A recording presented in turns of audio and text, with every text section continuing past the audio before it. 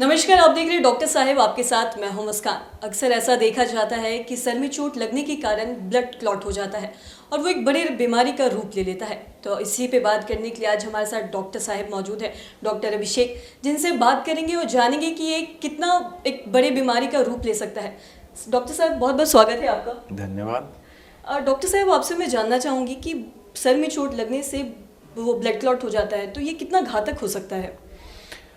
देखिए, ऐसा है, मैं दर्शकों को बताना चाहूँगा कि हमारे पास बहुत सारे सर में चोट के मरीज आते हैं और जिसमें सबसे कॉमन है रोड ट्रैफिक एक्सीडेंट। अभी भी लोग बिना हेलमेट के चलते हैं और जिसके कारण छोटी भी एक्सीडेंट में सर में चोट लग जाता है।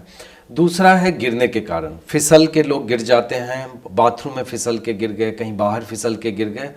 और तीसरा जो बेहोशी के कारण या किसी और चीज़ के कारण जो गिरे, आप सर में चोट लगा या फिर लड़ाई झगड़े में लगा। अब सर के चोट में समझने की ज़रूरत है कि चोट के साथ आपको क्या प्रॉब्लम हुआ है। क्या माथे में कोई टेटन फूला है?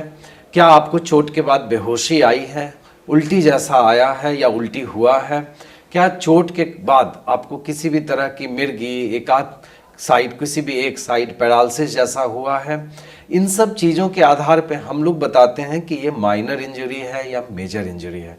यदि आपको चोट लगी है और चोट के साथ आप बेहोश हुए हैं 1 मिनट के लिए भी, यदि चोट के साथ उल्टी जैसी समस्या हुई है या उल्टी जैसा मन कर रहा है, चक्कर आ रहे हों, माथे में स्किन जो चमड़ी है वो फट गई है, स्टिच की ज़रूरत पड़ी या दूसरे तरह का चोट लगा जिसमें कट गया हो, तो ये सब मेजर ट्रॉमा में आता है।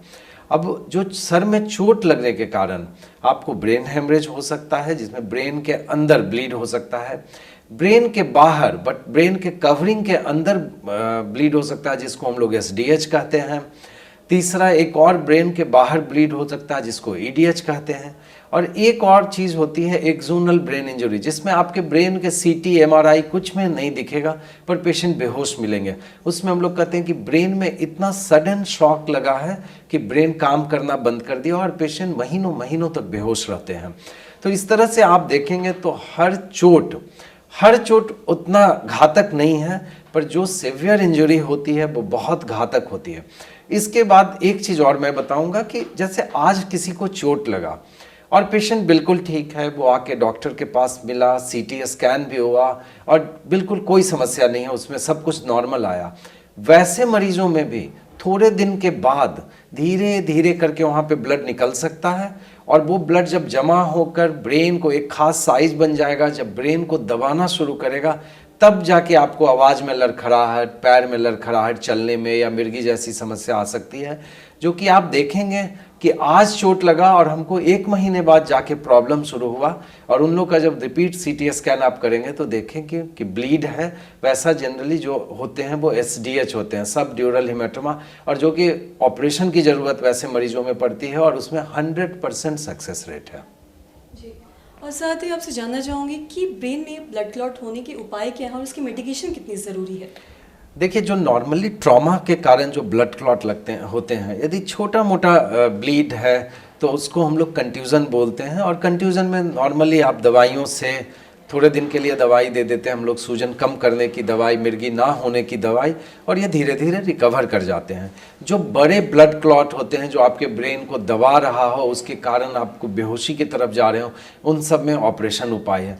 लेकिन एक चीज़ ज़रूर है कि इन सारे में यदि पेशेंट को कोई एक साइड का ब्लड क्लॉट हुआ हो, बहुत बड़ा नहीं हुआ हो, अभी तक ब्रेन बहुत ज़्यादा डैमेज नहीं हुआ हो, तो यदि सर्जरी की भी ज़रूरत पड़ती है तो most of the time surgery fully successful है। पेशेंट खूब अच्छा रिकवर करते हैं लॉन्ग टर्म में। जी, तो आशा करते हैं कि आपके लिए तमाम जानकारी महत्वपूर्ण रही होगी। तो आज की इस वीडियो में इतना ही। अगर आपने अब तक हमारे चैनल को सब्सक्राइब नहीं किया तो तुरंत कर ले, साथ ही हमारे फेसबुक पेज को लाइक करें। वीडियो देखने के लिए आपका धन्यवाद।